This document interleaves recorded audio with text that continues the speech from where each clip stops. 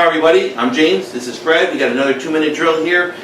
This is perennially, if you look through the history, Arroyo versus Rosemead is usually, Fred, the GPS that kind of tells us who's going to be the power structure of the Mission Valley League. But this year, it's been a rough year for Rosemead. They finally got a win last week against Marshall, but this is going to be a tough order against what I think is one of the top teams in there. And people are probably looking at this right now, James, and saying, why are they doing a 2-minute drill for Arroyo and Rosemead? Well, look, Arroyo is one of the better teams in our area. If we don't do drills like this and talk about them, when are we going to do it? I think they're just going to roll through their league every week.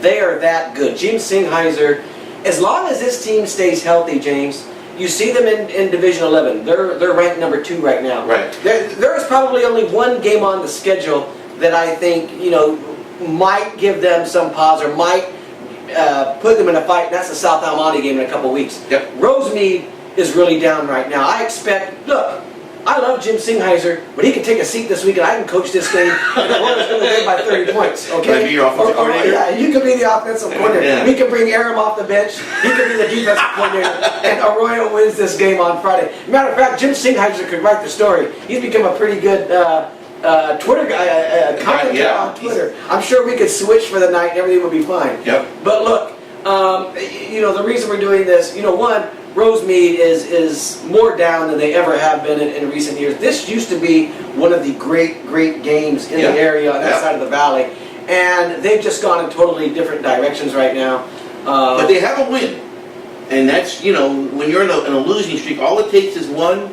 You get a win going. Now you've got been there before. You get a win, and all of a sudden, you start feeling good about yourself a little bit. Question about Camacho. Yeah. If you had to rank the quarterbacks, is he somewhere in your top 3 or 4?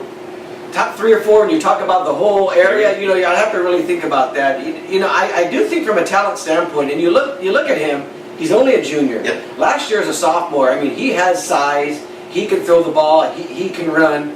I think those tools are right there, and he has a championship. It's hard to say he's not with those other guys.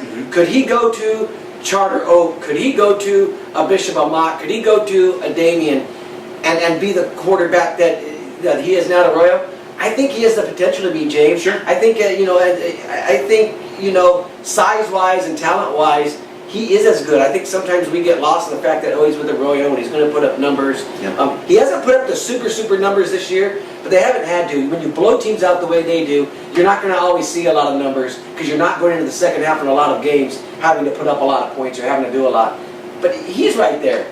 1,100 yards passing isn't too bad as well. Stephen Alcaraz, who's their kind of their go-to guy from at the running back, wide receiver position, has rushed for 400 yards and caught 350 yards passing. So he's kind of their go-to guy, so to speak.